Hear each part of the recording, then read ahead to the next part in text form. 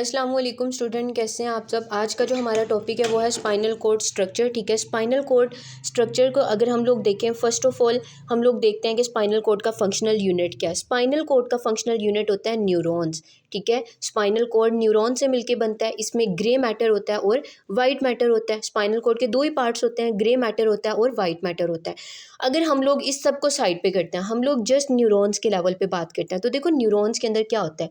एक तो इसकी होती है सेल बॉडी, ठीक है। सेकंड इसके अंदर क्या होता है, इसके एक्सॉन्स होते हैं। अब यहाँ पर स्पाइनल कॉर्ड के अंदर जितने भी आपके न्यूरॉन्स हैं, उन सब की सेल बॉडी ने इकट्ठे होकर क्या बनाना है, ग्रे मैटर, और उन सब के एक्सॉन्स ने इकट्ठे होकर क्या बनाना है, वाइट मैटर। ग्रे मैटर क्या होता है, collection of cell body of neurons of spinal cord. Spinal cord के अंदर जो न्यूरॉन्स हैं उनकी सेल बॉडी की कलेक्शन, ठीक है, इसको हम क्या कहते हैं, ग्रे मैटर। वाइट मैटर क्या होता है, collection of axons of neurons of spinal cord. ठीक है, कि स्पाइनल कॉर्ड के अंदर जो न्यूरॉन्स हैं उन सब के एक्सॉन्स कलेक्ट होके क्या बनाते हैं, आपका वाइट मैटर बनाते हैं। अच्छा जी, इसके अंदर हम लोग एक्सप्लेन करेंगे इसका ग्रे मैटर। अब ये अगर हम लोग स्पाइनल कॉर्ड के एक जनरल स्ट्रक्चर को देखें तो स्पाइनल कॉर्ड के अंदर ये क्या होता है, वाइट मैटर होता है, और ये आपका सेंट्रल पार्ट क्या होता है, या इसका एच शेप स्ट्रक्चर क्या होता है, ग्रे मैटर होता है। ठीक है, अब हमने ग्रे मैटर को यहाँ पे सेपरेट कर लिया। अब ग्रे मैटर की जस्ट अगर हम बात करें तो ये आपके पास क्या है, एक एच शेप स्ट्रक्चर है। ठीक है, ये एक एच शेप स्ट्रक्चर है। ठीक है, इसके अंदर 3 कॉलम्स होते हैं, posterior column, lateral column, anterior column. देखो सामने है तो एंटीरियर कॉलम साइड पे है, लेटरल कॉलम पीछे को है तो पोस्टीरियर कॉलम। अब यहाँ पर आपके पास ना जो स्पाइनल कॉर्ड की कंसेंट्रेशन होती है, सॉरी ग्रे मैटर की जो कंसेंट्रेशन होती है along the route of spinal cord, वो क्या करती है, वेरी करती है। इसका मतलब क्या है, इसका मतलब ये है, अब देखो यहाँ पर सबसे पहले हम ये देखते हैं कि ग्रे मैटर की जो कंसेंट्रेशन होती है वो डायरेक्टली प्रोपोर्शनल होती है अमाउंट ऑफ मसल इनर्वेशन के। इसका मतलब क्या है कि जिस एरिया के अंदर आपकी बॉडी के जिस भी एरिया के अंदर जितने ज़्यादा मसल स्टिमुलेट होंगे उस एरिया के अंदर उतना ज़्यादा ग्रे मैटर होगा। इसका अगर हम लोग एक एग्जांपल ले लेते हैं तो हम लोग अपने ना लोअर सर्वाइकल एरिया की बात करते हैं। ठीक है, हमारा जो लोअर सर्वाइकल एरिया होता है उसमें क्या होता है, आपका ब्रेकियल प्लेक्सिस प्रेजेंट होता है। ठीक है, आपके ब्रेकियल प्लेक्सिस ने क्या करना होता है, आपके अपर लिम्ब को जो है वो इनर्वेट करना है। ठीक है, अब देखो, अब ये आपके ब्रेकियल प्लेक्सिस ने अपर लिम्ब को इनर्वेट करना है। तो अगर आप अपने पूरे बाजू को देखते हो तो यहाँ पर क्या हो रहा है, आपका एक पूरा बाजू स्टिमुलेट हो रहा है, एक पूरा लिम्ब स्टिमुलेट हो रहा है, तो लार्ज अमाउंट ऑफ मसल यहाँ पर आपका जो है वो इनर्वेट हो रहा है। ठीक है, तो यहाँ पर ग्रे मैटर क्या होगा, ज़्यादा होगा।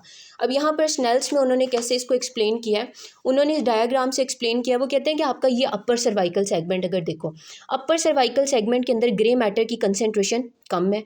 अगर हम इसको लोअर सर्वाइकल सेगमेंट को देखते हैं तो ग्रे मैटर की कंसेंट्रेशन ज़्यादा है as compare to upper cervical segment.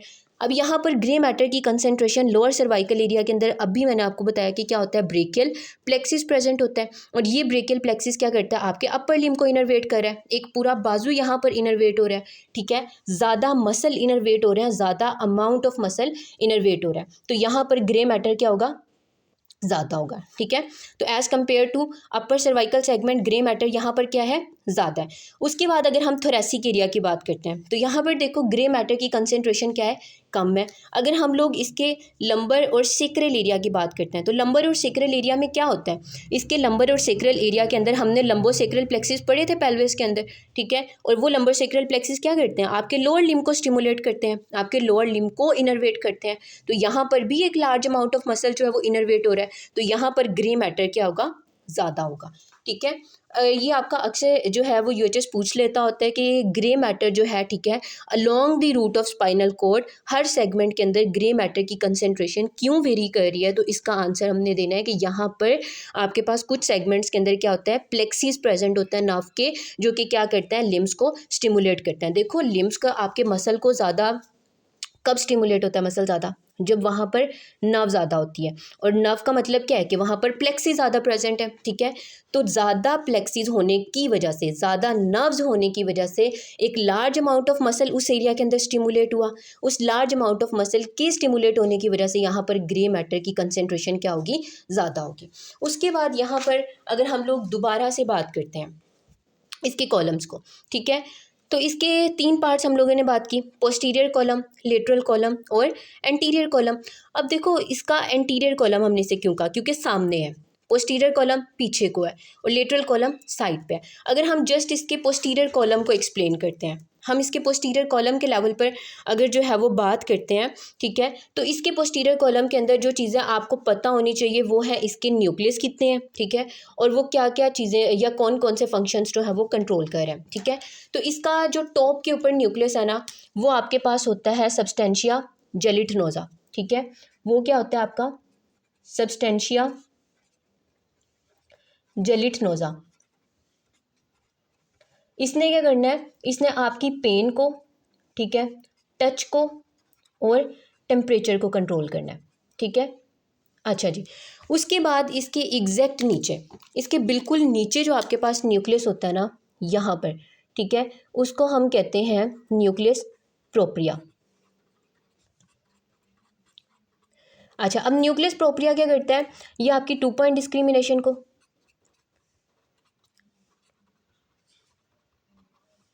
2 point discrimination क्या होता है, 2 पॉइंट डिस्क्रिमिनेशन इज़ बेसिकली, ये मेरी फिंगर है, मुझे इस साइड से आप टच करते हो, मुझे पता है मुझे इस साइड से टच किया है, मुझे इस साइड से कोई टच करता है, मुझे ये भी पता है कि मुझे इस साइड से किसी ने टच किया है, पीछे से करते हो, आगे से करते हो, आपको जिस साइड से भी टच करते हो हमें पता होता है कि हमें किस साइड से टच किया, ये होती है हमारी 2 पॉइंट डिस्क्रिमिनेशन। और आपकी 2 पॉइंट डिस्क्रिमिनेशन फिंगर्स की ज़्यादा होती है, अच्छी होती है एज़ कम्पेयर टू ट्रंक, ठीक है। उसके बाद इसने आपका कंट्रोल करना है वाइब्रेशन मूवमेंट को, ठीक है, ये आपकी वाइब्रेशन मूवमेंट को कंट्रोल करेगा कि आपकी जो वाइब्रेशन बॉडी वाइब्रेट करती है, ठीक है, उसकी वजह से जो बॉडी में मूवमेंट हो रही होती है उसको ये कंट्रोल करता है। आपकी 2 पॉइंट डिस्क्रिमिनेशन जो है, ठीक है, उसको कंट्रोल करता है और आपकी पोजीशन को कंट्रोल करता है, ठीक है, ये हमारी क्या करता है, पोजीशन को कंट्रोल करेगा। उसके बाद इसके एग्जैक्ट नीचे, ठीक है, हमारे पास जो थर्ड न्यूक्लियस होता है, ठीक है, उसको हम कहते हैं ये वाला न्यूक्लियस, ठीक है, इसको हम कहते हैं न्यूक्लियस डोर्सैलिस, न्यूक्लियस डोर्सैलिस। अब न्यूक्लियस डोर्सैलिस जो है, ठीक है, न्यूक्लियस डोर्सैलिस को इस साइड पे अगर हम एक्सप्लेन करें तो इसको हम कहते हैं क्लार्क न्यूक्लियस, ठीक है, ये आपका क्या होता है, क्लार्क न्यूक्लियस। ये MCQ है कि न्यूक्लियस डोर्सैलिस का सेकेंड नेम आपके पास क्या आता है, तो वो आपके पास क्या है, क्लार्क न्यूक्लियस है। अच्छा जी, अब न्यूक्लियस डोर्सैलिस ने यहाँ पर क्या करना है, इसने आपकी प्रोप्रियोसेप्शन को कंट्रोल करना है, ठीक है, इसने क्या करना है, आपकी प्रोप्रियोसेप्शन को कंट्रोल करना है। उसके बाद हमारे पास एक डीप न्यूक्लियस आता है, ठीक है, उसको हम कहते हैं विज़रल न्यूक्लियस, ठीक है।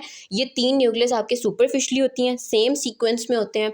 4th न्यूक्लियस आपका डीप होता है, उसको हम विज़रल न्यूक्लियस कहते हैं, जिसने आपकी विज़रा से एफरेंट इम्पल्सिस को रिसीव करना है। उसके बाद हमारे पास नेक्स्ट आता है lateral column of grey matter. अब ग्रे मैटर का लेटरल कॉलम कौन सा होता है, ये वाला उसका lateral column of grey matter होता है, ठीक है। अब lateral column of grey matter के अंदर क्या होता है, प्री गैंग्लियोनिक सिंपैथेटिक फाइबर्स होते हैं, प्री गैंग्लियोनिक पैरासिम्पैथेटिक फाइबर्स होते हैं। प्री गैंग्लियोनिक सिंपैथेटिक फाइबर की root value T1 to L2 होती है, इसकी root value S2 to S4 होती है। ये स्मॉल होते हैं, ये लार्ज होते हैं। नेक्स्ट वीडियो के अंदर हम इसके जो है वो एंटीरियर कॉलम को और इसके वाइट मैटर को एक्सप्लेन करेंगे।